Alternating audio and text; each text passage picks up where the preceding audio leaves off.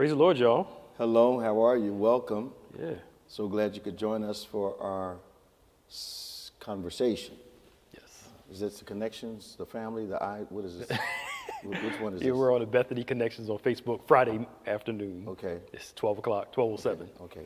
We're calling that something else now, right? We're going to call it Conversations, yeah. He said, Conversations, We're going to call yes. it Conversations, yes. Welcome to Bethany Conversations. Yes. Friday afternoon. Yes. Amen.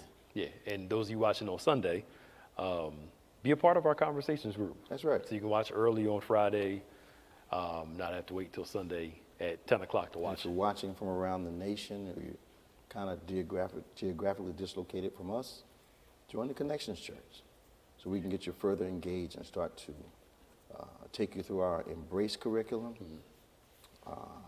get you exposed to all our lifestyle ministries. Those things are exclusive to those people that are in the Connections Church as members, virtual members of our church worldwide. Yep. Yeah. It's going to be cool. So join us today. So Yes? the message. Yes. You remember it? Yeah. Okay. I got you. Yeah. Oh, if I don't remember, I hope you remember. Yeah, it's only been a few minutes, Right, so I still have it. Should be in there. Yeah. It's funny. Maya and I were actually taping something yesterday. Okay. It's going to air Monday, and we got on the conversation of how most people have business goals, Yeah. finance goals. Mm-hmm. But we lack in the area of character goals. Absolutely. You never really hear that. Well, successful people talk about it, but most average people don't have a written statement or a vision statement of what type of person they want to be. So what conclusion did you all draw from that? That my belief Okay. is that we oftentimes use money, success, career to compensate for character flaws. So that was your way of saying that many times we become comfortable with our character, which is why we don't set goals for it? Yes. We don't feel the need Absolutely. I to think you're grow right. in the area. I think you're right. So we make a whole lot of money, nothing wrong with that. Get great jobs, have all these things, but we're still empty individuals or the same person we were. Well, because part of that is we are in danger of pursuing friendships that may challenge us to make more money, may challenge us to play a better game of basketball, challenge us to play better video games. But how many people do we have in our lives to challenge our character? And who we've given permission to speak to our character? Yes. Yes. That's an issue for us. Absolutely. You know, so we're good telling each other where to go for the best dinner in town. But do we tell each other where to go to get the best us? Right. Right. Okay. And because the sermon's on transformation. Right. And when you were teaching on it, that's the Yep. and the Bible talks a lot about transformation. Absolutely. Individual character change and the whole piece. But people write vision boards. Nothing wrong with all that stuff. But we very rarely put up there the immense thing you put up. Who you are today, That's right. who you want to be later. Yeah. And we're never really taught how to overall How a to lot of pursue times, us. how to pursue that. Yeah. I think that what I've seen, I think if you don't intentionally surround yourself with people that love you, you love them, and you trust them, that they're going to speak into your life, not based on insecurities, not based on jealousies or envies, but actually want to see you better. Yep. Understanding that strength of character will carry us long after the strength of resources. Yes. Yes. So you need people that have permission basically to tell you when you're wrong and you not be offended by the reality. But we tend to surround ourselves with confirming friends and affirming friends rather than character challenges. Absolutely. Okay. Absolutely. And some people are scared. We were in another panel talking about this. They're scared to deal with them because it's so sensitive. And they're afraid to actually deal with them, so they kind of hide and, dress it up. And Yeah, I think that some of us create relationship atmospheres where we present 8 things that are good about us. But if you want to be friends with me, you have to avoid talking about these one or two things. I know national pastors whose staffs, whose associates know not to bring up something negative unless they bring it up. Okay. If they bring it up, you can broach the subject. But even then, Yeah. you can't take the conversation past the A subject that they've presented. Okay. Okay. So what they're doing is surrounding themselves with people that support their dysfunction and never challenge them to grow. Absolutely. And when you do that enough, you become uncomfortable with people who will challenge you. Yeah. You know, I think in relationships, a lot of times, male, female, whatever significant other there is in your life, character development is not part of that relationship. That's true. Yeah. You're right. Because you can't talk to me about certain things Yeah. that are going to disturb me foundationally. Right. Right.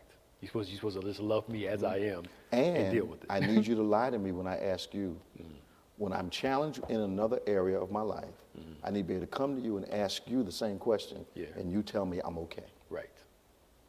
Knowing I'm wrong. Knowing that, because we wait for the negative characteristic to explode somewhere else other than where we are. Okay. And then can say, well, I have been meaning to talk to you about that for a long time. Yeah. But at that point for me, you could have helped me avoid the situation. Yeah. But I wasn't sure that your love trusted me enough to talk to you about it. That's the thing. So it's more of a love and trust thing. Oh, yeah. That's true. Yeah. Oh, yeah. Yeah. Oh, yeah. If you're going to love someone, part of the reason that we hide our histories from people, and I'm not saying you got to, disclose everything that ever happened to you, Right. but you can't hide things that Yeah. are asked, Right. Yes. or hide things that you know have created issues in your life, Right. that are going to create issues in the relationship. Yeah. And issues in the relationship occur, and you have no explanation for it. Not because you don't know, Yeah. but because you don't want to talk about it. Right. So you do that kind of thing when you're not sure that the other individual loves you enough Yeah. to accept all of who you were. Yes. Yes. To me, love is, I can hear how you were. I need to hear how you were. Yeah. Because adults need the privilege of evaluating whether they want to deal with your history or not. Yes. I need to know that your love for me is strong enough to accept who I was before I was transformed. Yes. Yes. But don't ask me to accept something that's going to cause a daily problem in our lives. Right. Right. Okay. So true. Okay. And for most of us, I don't know about you, a lot of sessions I have with people, they act like they didn't know some of that information. No, they knew. And they went in with that They knew. information. They knew. That damaging stuff you just talked about. They knew. They and knew. then wonder why they saw the person do it to everybody else and never thought they would do it to them. Exactly. But people are on their best behavior before you marry them. Yeah. That's true. They are. They are. Yeah. And in the impressive stage, if they're acting crazy, something's wrong with that. Right. Yep. If they stupid before, Yeah. there's a problem with that. Absolutely. Absolutely. Because one of the things that it kind of, I wouldn't say it surprised me some, Okay.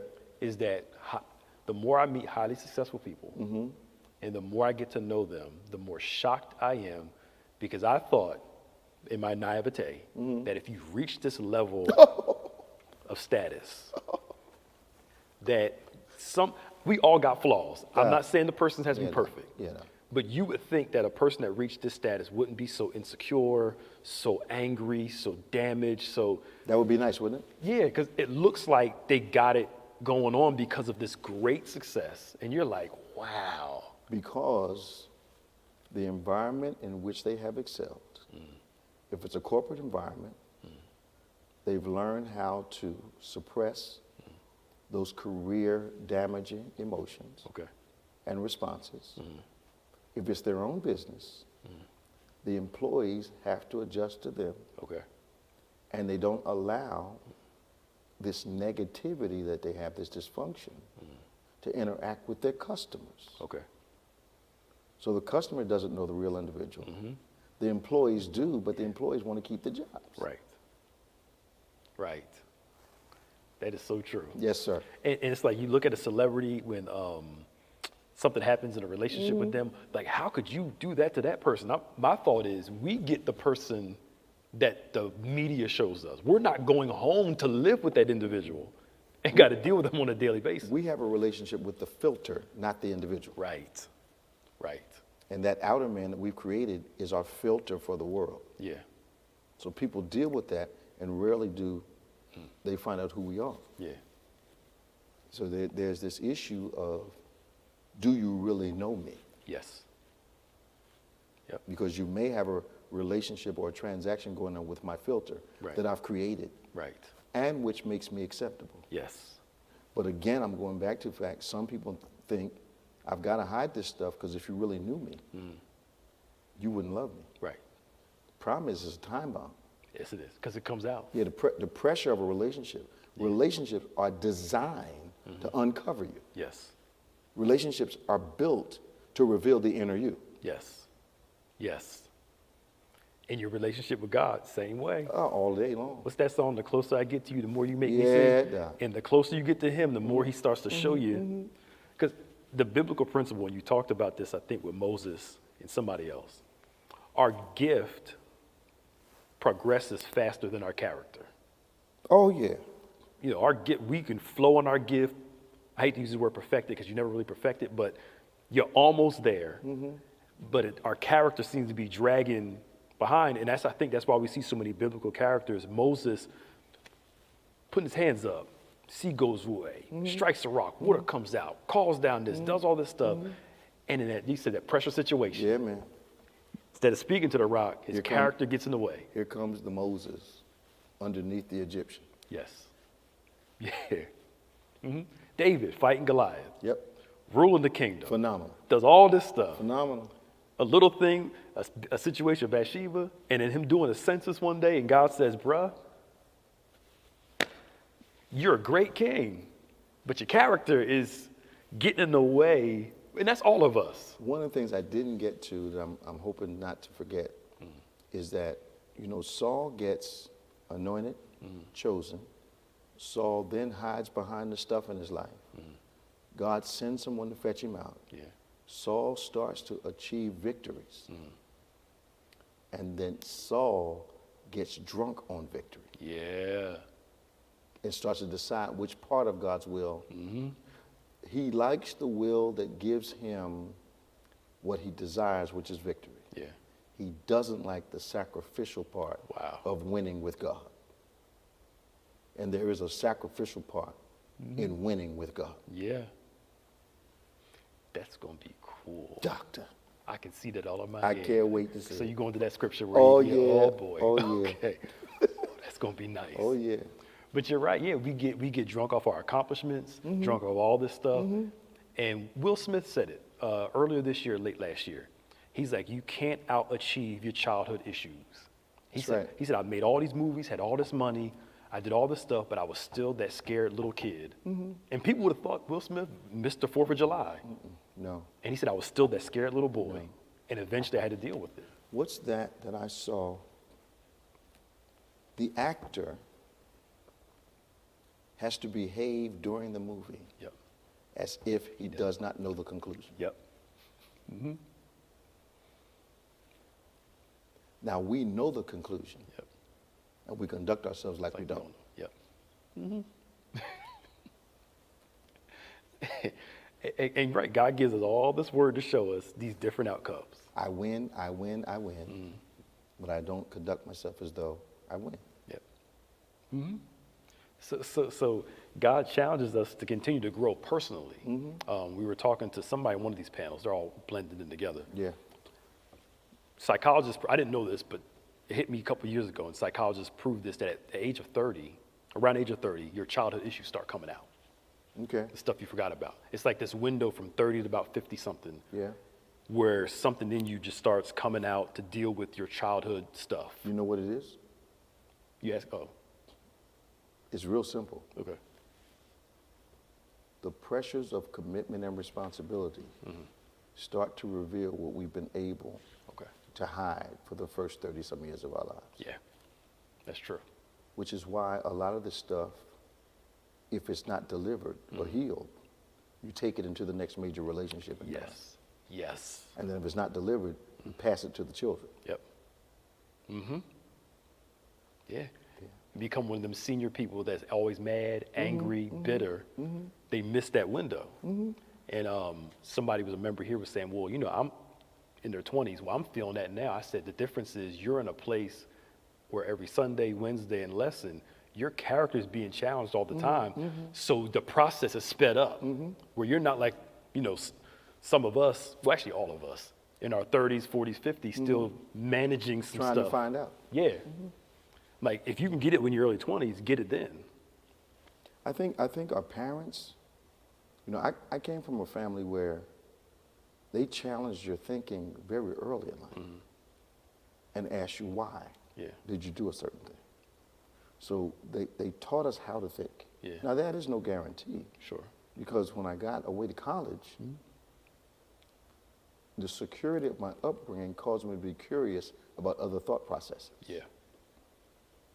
And I started thinking in ways that would get me to the results that I saw my fellow alumnus achieving. And they weren't all positive. So I spent a freshman year trying to achieve what I saw them achieving. What I saw as popularity, Yeah. which, and this is insane what I'm about to say, trying to be unique but like everybody else at the same time. Yeah. Yeah. That is maddening. No wonder they were so confused. Right. I want to be special, I want to stand out, but I want to look just like everybody else. Yep. I want to do everything everybody else is doing. Yeah. Because there's an insecurity in actually being unique. Absolutely. Absolutely. So we end up conforming rather than it's all There you go. transforming. There you go. I adjust to outside things. I allow it to shape me. Yep. So I build a better filter and never discover who I am. Yeah. So I get to the career goal and miserable as I can be. Yep. Because you know internally, the only thing that's developed is my title escalation Absolutely. and my income. Absolutely. I have a friend that has done really well in his life. And when I tell you he has not developed in character from the time I met him as a freshman, absolutely. Okay. Thing that has saved him, he's been working with technology. Okay. So he hasn't had to interact that much. With people, yeah. Wow. Hasn't that changed?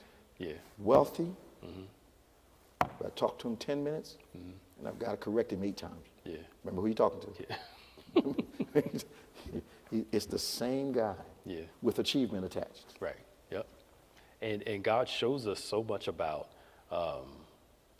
having success is great. All those things are good. But the Bible does say all of us are going to go through the fire. Yep. And the thing is, what's going to outlast that fire? Not our wealth, not our fame, not our not our success or our popularity.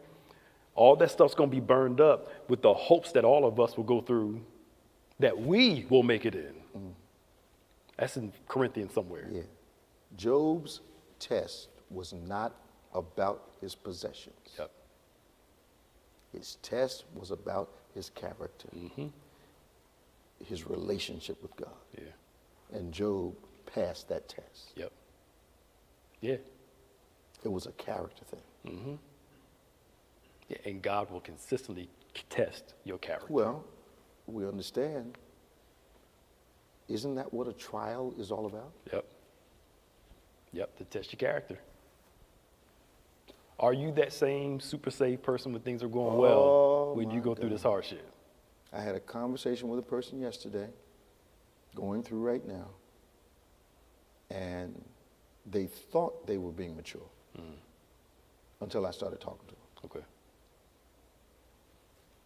And then all of a sudden it was, oh, I hear you, Yeah. you know, because I don't know. Yeah. I know. But your spiritual maturity, to me, your spiritual maturity, you speak in tongues, you praise, do all this stuff, all that's cool.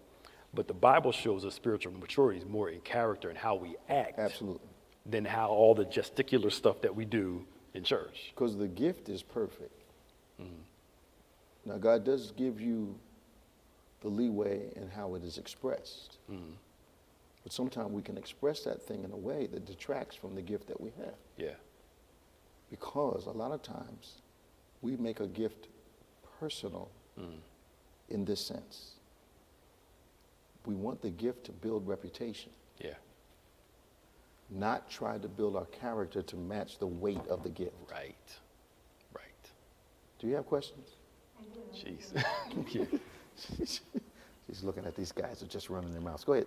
Sorry. How do you break those generational chains of self-doubt? More importantly, how do we not pass them on to our children?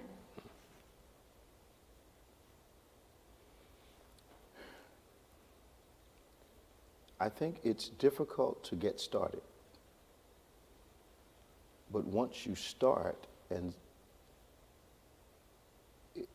the difficulty is getting to recognizing the emotional thought process patterns in our lives, our responsive patterns, our thought patterns, our feeling patterns.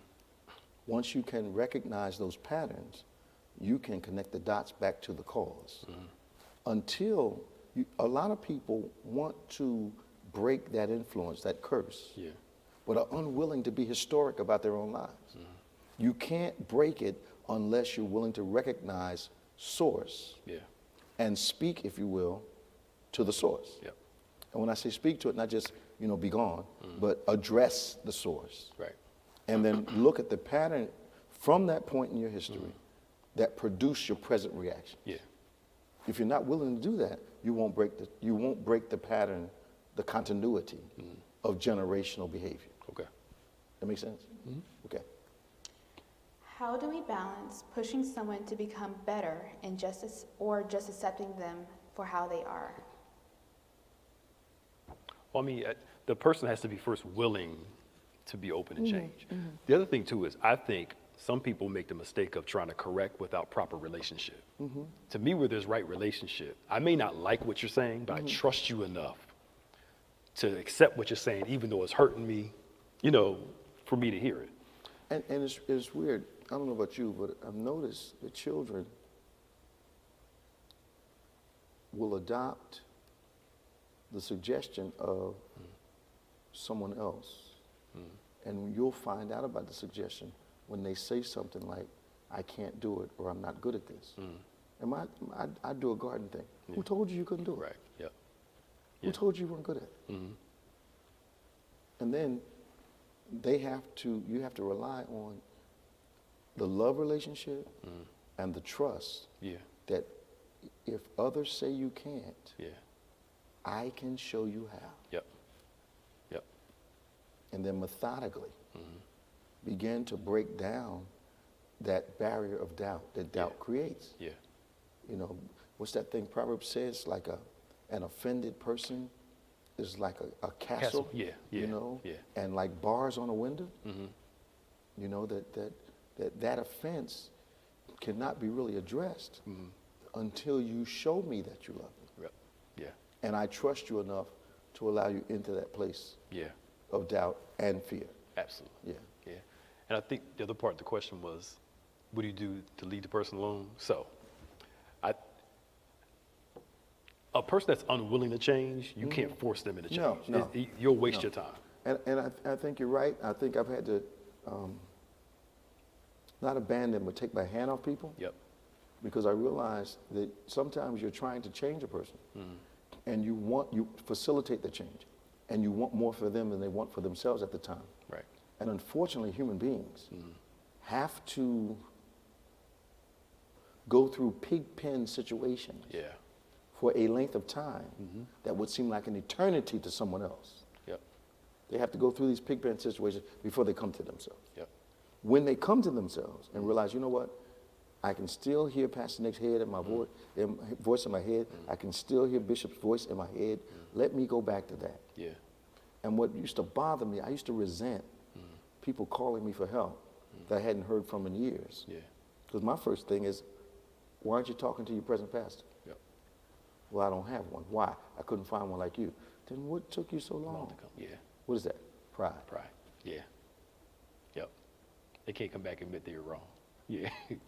Pride has to take a hit before you get help. Yeah. Yeah. And leadership question for you on this one, because I've Yeah. heard you say on a couple occasions, you'll wait until the person's ready to have a conversation. Like you want to talk about it, but you know it's not there. And you said good leaders see everything but correct a little. Yeah, overlook a lot. Overlook a lot, yeah. So can you go into explanation of knowing when to put your hand on, when to take your hand off and kind of let the person go through Yeah. some experiences? If I'm offering advice and I know I have the answer because it comes from here, and the person is giving me 12 reasons for why they think they need to do something else, I'll simply say okay. Yeah, okay. And some people don't want you to say okay, because okay says to them you don't care. Right. But if you're showing me you don't want my help, then it's fruitless for me to continue to force myself upon you. Right. So I just say okay. And what they want eventually, what I've found in my sessions over the years, they actually want you to come around to their way of thinking. Yeah. But I think, but I think, but I think, but I think, but I think, but I think, but I think. Yeah. And I just wait now and say, okay, well, what do you mean by that? You've come up with your own answers. Evidently you don't need one from me. Yeah. I'm glad you came to see me. Yeah. Yeah, I believe that. Because you're sowing seed Yeah, in bad ground. absolutely. Okay. Shouldn't we try to strike a balance between being brutally honest versus being a sycophant? I think that concept of brutal honesty is an incorrect Yep. application Yep. of help. The whole point of counseling is not an execution. Yep. It may require some wounding, but not fatally. Yeah. You know, people don't get that. You know, that keeping it 100 thing Yeah. is an excuse to be insensitive. Absolutely. Okay. And I know that's going to Yeah. get me some letters and stuff, but Yeah. that keeping it 100 is an excuse Absolutely. not to think about what you're going to say, A, and how it's going to land, Yep. B. Yep. Okay. They say grace and truth go together. You can tell the truth with grace. But you know what's crazy? The people that love to keep it 100 don't like it when people keep it Oh, 100 with them. no. And I think if you're sensitive to a thing, it ought to give you sensitivity for the thing. Yes. Yes. Okay. I know we are made in the image of God, but sometimes I feel like I am just not living up to his standards. How do I get over the guilt of feeling like I am failing God?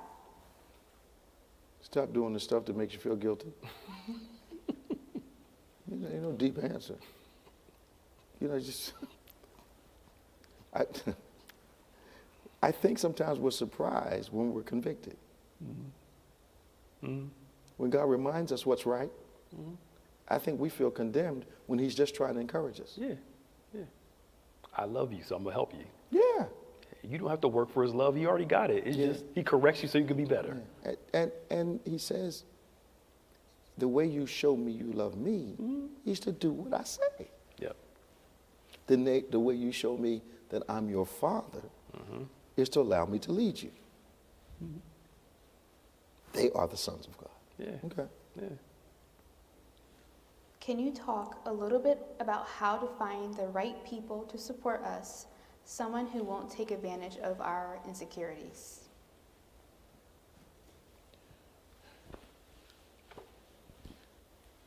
I think people are a little too premature, revealing all of themselves too early in relationship.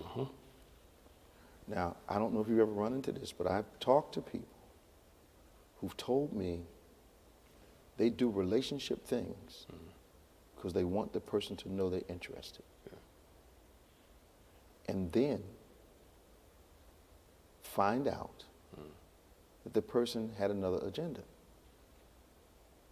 But they find out sometimes months, sometimes years later, that the sheer fact of revealing all of yourself immediately before any relationship or trust was developed Yeah. made the person cautious. Yeah. I saw this thing where Getty, when he was going to hire someone, would take them out to dinner. And this falls into every conversation being an interview. And his number one indicator of whether he would hire was whether the person salted their food before they tasted it. He said, if you'll do that without tasting it, what kind of decisions are you going to make in my company? Not more careful about what you put in your body. And he would go through the dinner. Glad we had this time together. Yeah. But I don't need somebody that makes decisions like that. Wow. And they would never know why he didn't call them back. Wow. You know, you can share your ministry with millions, Yep. but you have to be very wise about who you share your life with. Yep. We tend in this culture to share our lives with anybody that'll listen. Yep. Yep. I watch these social media platforms, and I am astounded what people share with folk that will never meet them. Yes. Yes. I'm astounded. It's their life. That's the crazy. It's their world. And Lord, it's got to be doing something to their psyche, because some of them that are popular, they do it to get more followers, more attention, more money. But that has to be damaging to you long term, to be that vulnerable to that degree. And to basically pimp yourself out a little bit. I hate to say it like that. Yeah, yeah. That's what I think. Yeah. You know, but I think the issue for us is that for every 1 or 2 people that you think follow you, there's 3 to 5 that are saying, that's wacky, I don't want to be associated with that. Yeah. Yep. So all you want are the people that will never criticize your dysfunction. Yep. And you call them friends. Okay. Is there a difference between self-confidence and self-esteem? Is it possible to have one without the other? I don't think so. I think they're together. Yeah. I think they're 2 sides of the same coin. Because if I don't feel good about myself, it's hard to have confidence. And if I don't have confidence, low confidence is usually not tied to high self-esteem. Right. Yep. Yep. Yeah. Literally. How can you help a person build their self-esteem through ministry? Do ministry. Through or doing ministry? Through ministry. Is that the right way to build your self-esteem, through ministry? In the sense of They may be talking about okay. how does ministry help Okay. self-esteem. Okay. I think it definitely can. Yes. A, giving you the diagram for who God created you to Okay. be. Yeah. And B, becoming productive within that diagram. Right. So the outcomes in your life change. Okay. Because failure continued year after year does not help your confidence or your self-esteem. No. No. You know, so start to add up some victories Okay. that God would appreciate, God would be pleased with. I think ministry can help you overcome. Okay. Yeah. Oh, my mind went to first people using the title to. Yeah, feel, well, you know, that's the negative side. That's That's yeah. the negative side, you know. Yeah. You know, call me reverend. Yeah. 'Cause I don't have anything else unless you call me reverend. Yeah. Yeah. Yeah. Yeah. Yeah. Yeah. And yeah. Okay. I have been hurt by spiritual leaders who just say, I told you so, when I make mistakes. Is this God's judgment or just a person's opinion of me? How can I tell the difference? I think fathers, now correct me if I'm wrong here. Okay. I think fathers will lovingly restore you, correct you, help you get you on your way. They're going to include that I told you so in there somewhere. But there's a certain care to it Okay. that a father has versus a mentor and a regular pastor does. Okay. That's from my experience. Okay. You know what I'm saying? But let's talk about the responsibility in that transaction. Okay. Because what I told you so implies Yeah. is that person was given Yeah. advice Yeah, and told you. decided to do their own thing. Yeah. So if there is no responsiveness to the voices that have been assigned to your life to help you, and you have to keep coming back, and they're saying, why did you do that? I told you not to do it. Yeah. There's a responsibility in the relationship Right. to do as you are instructed. Agreed. Agreed. But if you don't do it, Mm-hmm. then you're going to feel upset because the person says, I told you. Now watch what happens. If you've done that a dozen times, you'll find the grace for the conversation Right. diminishes. Start shit. Yep. Yep. And you don't get, well, why did you do it? Because you've given that excuse 10 times. Yes. What were you thinking? You've given that excuse 10 times. Mm-hmm. So now they say, well, I told you so. Yeah. Yeah. Because you're not responding to anything else. Mm-hmm. So both of those, but there's a responsibility Yeah. in a mentoring or fathering situation. Yeah. Yeah. Yeah. Change is often voluntary, but can also be involuntary. How do we adjust our response to involuntary change without losing who we are? Well, yeah. Okay. Here's the thing. All change does not change me. So I've got to know who I am and establish an identity in Christ Jesus so that the seasons don't alter my character or my identity. Yeah.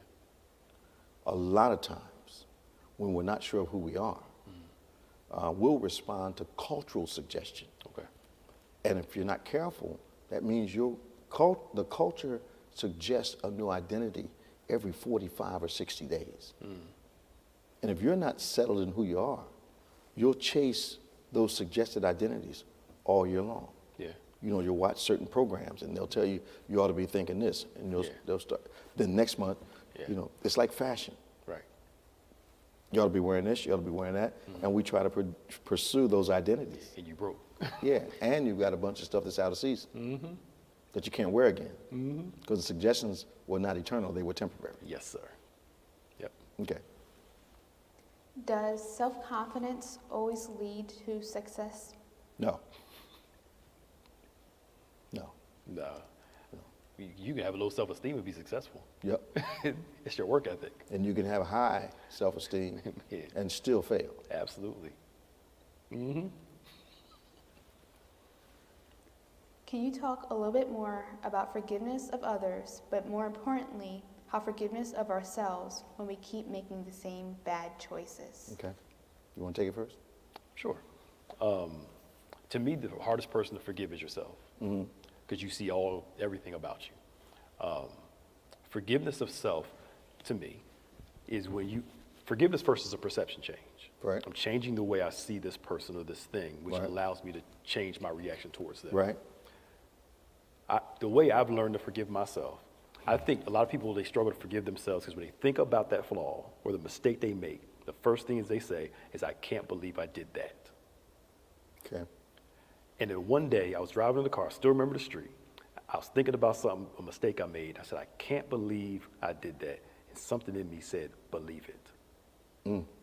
And when I finally believed it and thought about who I was at the time, my mindset, my reactions, I said, I can see why it was wrong too. It was still wrong. I said, I can see why I did that. This weight came off of me. Absolutely. Because for the first time, I was realistic about who I was at that time. You weren't in denial anymore. Yeah.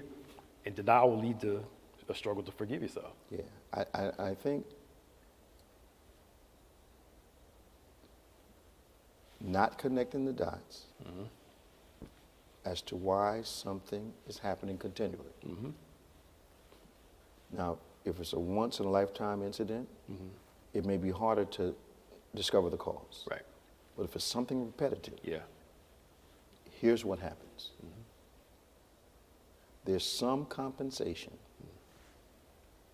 in the mistake that you are receiving, which causes you to pursue the same thing. Yeah. Whether it's acceptance, whether it's momentary feeling like you're loved, Yeah. but something in the transaction is compensating you. Okay. You know, you've counseled abused people. I've counseled abused people. Yeah. One of the questions I ask is, why do you stay? And once I get to what the compensation is, and usually when they see it, Yeah. you know, one lady I remember distinctly, she said it was a promise I made to myself Okay. that I wouldn't come from a broken family. So Okay. she took the abuse because of that promise. Yeah. And the compensation for her, when the whole world said you should leave, Yeah. was that she was able to say to herself, and say to her friend she had a nuclear family. Wow. Wow. That was the compensation. That's deep, but it makes sense though. Oh, yeah. Yeah. And all relationships produce compensation. Yeah. We call it reciprocation. But all relationships produce compensation. Yeah. And sometimes in a bad one, the compensation is addressing something Yeah. that doesn't even make sense to the individuals. Yeah. Yes. Illogical. Yeah. Yep. That's why it's emotional. Yep. Yeah. Yeah. Our continuous sins or something that's. You know, so someone will leave a good relationship for a bad person and stay in a bad relationship because of the compensation.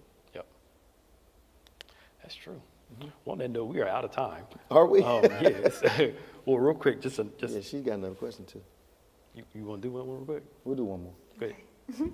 How do you position yourself for change? Got to think first. Yeah. There is no change without a change in thought process. Yep. None. How do I get to a new thought process? Check out the patterns that have produced results that were not advantageous. Yep. The patterns will reveal the thought process. Change the pattern, change the outcome. Yep. Okay? Yep. All right. Cool. So real quick announcements real quick. We had some people drop off some more backpacks. If you need them, call the church extension 113. Kathleen Medley will make sure you get them. Or if you know a needy family that needs them, we have a bunch to give out still. Okay. This coming Sunday, we're not doing 10 times better. We're not? Pastor Lucette, Okay. that service. Bishop did a message for Pastor Lucette, one of our harvest pastors. It's going to be streamed on both of the church and his. Yes. Or it's going to be So we're going to cross we're pollinate? going to cross, Okay. yeah, Okay. cross it, and we're going to stream it on hers and on ours. Okay. So you can watch that service at 6 o'clock. That's cool. We'll watch it, share it, Yeah. and do all that good stuff. And then we'll be in AC AC at for an outdoor service at 4. 4 o'clock, yes, Yeah. at, what's the name of the church? Pastor John Howard Sr. Yes. at 4 o'clock. We'll put it up. Hope. Hope Church in Atlantic City Yeah. on Sunday at 4 o'clock. Yeah. And Outdoors. Outdoor service. In your cars. In your car, yes, in your cars. And if you can't make it, we'll share it on they're streaming a service and we'll share it on our platforms. Sure, sure. All right? See y'all. Take it easy.